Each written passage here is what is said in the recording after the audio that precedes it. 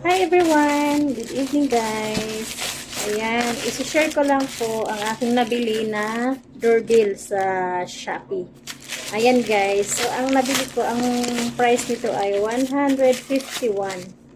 Ayan. So kung nakikita nyo, ito siya. Ito yung sa labas. Napipindutin nila. Ayan, ito yung sa loob.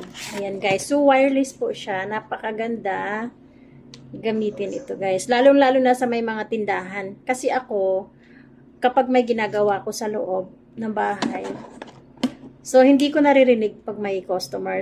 Kaya ito, bumili ako dito para hindi siya hindi mahirapan yung mga customer sa pagtawag. So pindutin lang, automatic na naririnig ko na sa loob.